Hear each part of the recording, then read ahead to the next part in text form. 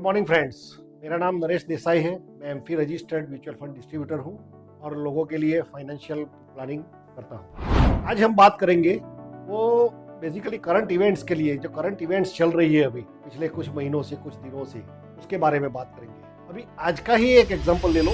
आज सुबह न्यूज आया, ईरान और यूएस के बीच में सीज फायर हो गया 15 दिन के लिए। मार्केट सडनली, सेंसेक्स जो है सडनली कुछ 2200 पॉइंट मैंने देखा था, बढ़ गया, सडनली शूट अप हो गया। इक्विटी मार्केट ऐसे ही चलता है, कुछ न्यूज बेस पे गिर जाता है, कुछ न्यूज बेस पे बढ़ जाता है। अब ये जो सीज फायर है वो 15 दिन के लिए हुआ है। 15 दिन के बाद क्या होगा किसी को नहीं मालूम। ईरान कुछ शर्तें रखी है यूएस ने ईरान के सामने, ईरान ने भी कुछ सामने यूएस के पास शर्तें रखी है।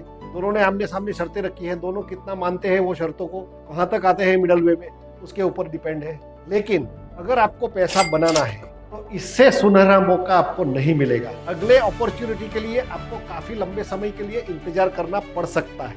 जब मार्केट में कोई आपको सेल आता है, आप दुकान में जाते हो, कहीं पे भी शॉप में जाते हो, तो जिनकी एक शर्ट पे एक शर्ट फ्री आता है, 50% सेल आता है, 30% सेल आता है, तो हम लोग भागते हैं, भैया सेल चल रहा है। पर्टिकुलरली फेस्टिवल सीजन में बहुत सेल चल रहा है, तो लोग भागते हैं परचेस करने के लिए, मेरे को ज़्यादा चीज़ें मिल जाएगी, कम दाम में ज़्यादा चीज़ें। वैसा ही इक्विटी में है। इक्विटी म्यूचुअल फंड में अभी सेल चल रहा है, इक्विटी स्टॉक्स में भी सेल चल रहा है। कम दाम में ज़्यादा शेयर्स मिलेंगे, कम दाम में ज़्यादा यूनिट्स मिलेंगे, इसका फायदा ले लो। वो वहाँ पे लोग नहीं जाते, वहाँ पे लोग उल्टा करते हैं। जो सेल में बाजार के सेल में जो होता है, उससे इक्विटी सेल में लोग उल्टा करते हैं। यहाँ पे लोग बेचते हैं, घबराते हैं, क्या होगा अभी आगे कुछ मालूम नहीं, आगे तो क्या होगा किसी को भी कुछ नहीं मालूम। कोरोना आने वाला था, किसी को कुछ नहीं मालूम। 2008 में ग्लोबल का फाइनेंशियल क्राइसिस आने वाली थी, कुछ नहीं मालूम। क्या होने वाला है, कौन सी गवर्नमेंट आगे जाके आएगी, इंडिया में भी कुछ नहीं मालूम। इतना मालूम है इक्विटी आगे जाके बढ़ने वाला ही है, क्योंकि लोगों के आपके खर्चे अगर बढ़ रहे हैं तो ऑटोमेटिकली इक्विटी मार्केट बढ़ेगा ही, क्योंकि आपका खर्चा किसी की इनकम है। आपका खर्चा ही किसी की इनकम है, तो आपका खर्चा कम नहीं होने वाला, तो अब इक्विटी मार्केट किसी की इनकम भी कम नहीं होने वाली, किसी की इनकम कम नहीं होने वाली, जो इक्विटी मार्केट भी कम नहीं होने वाला, वो बढ़ने वाला ही है ऑटोमेटिक। कब बढ़ने वाला है वो हमेशा आपका ईसीजी ग्राफ जैसा चलेगा, कभी गिरेगा, कभी 10% गिरेगा, कभी 20% बढ़ेगा, कभी 30% गिरेगा, वैसा हो सकता है। आपको उसके लिए आपके गोल के हिसाब से ही इन्वेस्ट करना है।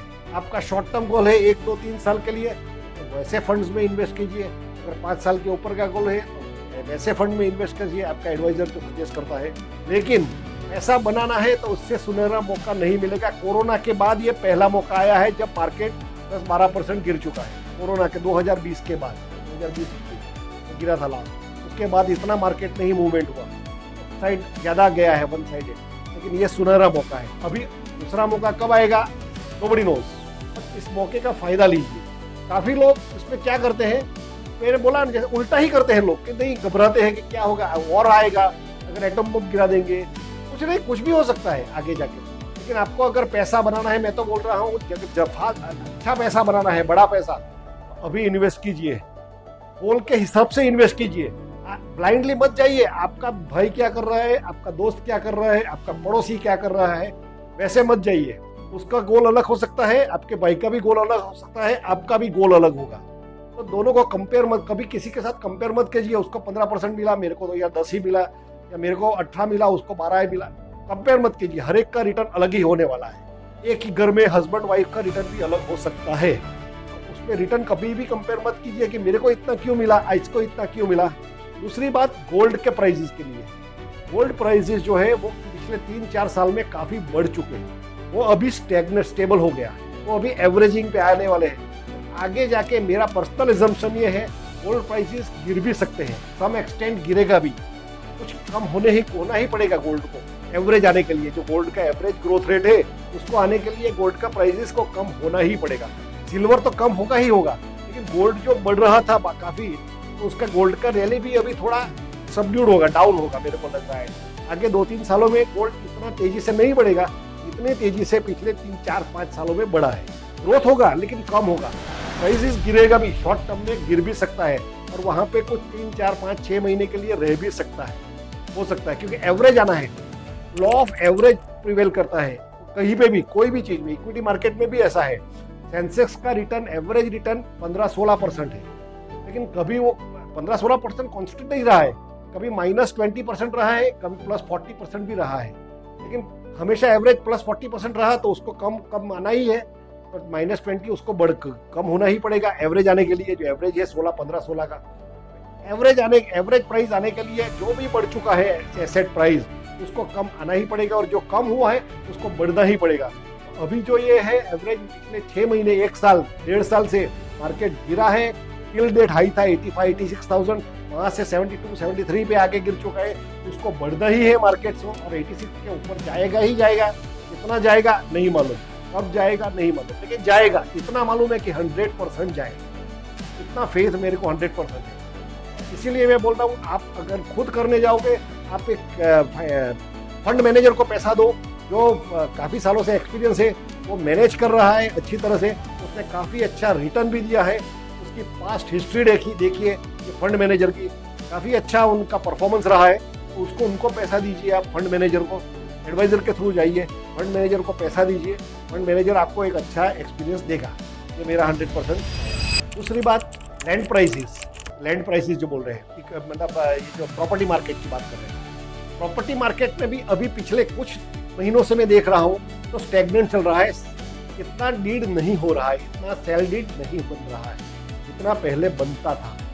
लोग बोल रहे हैं, काफ़ी इन्वेस्टर्स मेरे भी ऐसे हैं कि जिन्होंने प्रॉपर्टी में इन्वेस्ट किया है, वो अभी बोल रहे हैं कि मेरा ये फ्लैट है, निकालना है, लेकिन अभी ये प्राइस मेरे को नहीं मिल रहा है। प्राइस नहीं मिल रहा है, उसकी वजह से वो सेल नहीं हो पा रहा है, क्योंकि उन्होंने शायद दिया था 30 लाख में, उनका एक्सपेक्टेशन होगा 30, 40 लाख, 45 लाख, वो नहीं आ रहा है। तो अभी क्यों नहीं आ रहा है? सप्लाई ज़्यादा हो गई है। बेसिकली कोई भी मार्केट में जब सप्लाई ज़्यादा होती है तो उसका प्राइस कम हो जाता है, कमोडिटी का प्राइस। अगर डिमांड ज़्यादा है तो उसका प्राइस बढ़ेगा।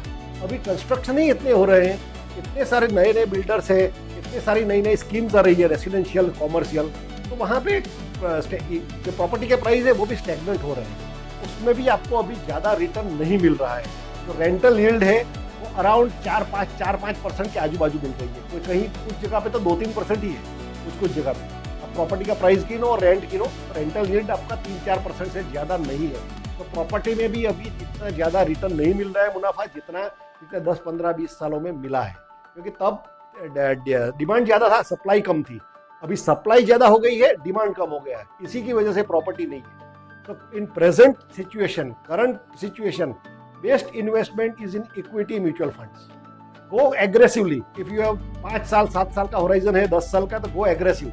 बहुत बड़ा अच्छा पैसा बनेगा, वो कोई भी एसेट क्लास में नहीं बनेगा। इतना पैसा इक्विटी म्यूचुअल फंड्स में बनेगा अगले 5, 7, 10, 15, 20 सालों में। ये मेरा 100% कॉन्फिडेंस है। तो थैंक यू वंस अगेन। अगले वीडियो में अलग टॉपिक्स के बारे में बात करेंगे। Thank you.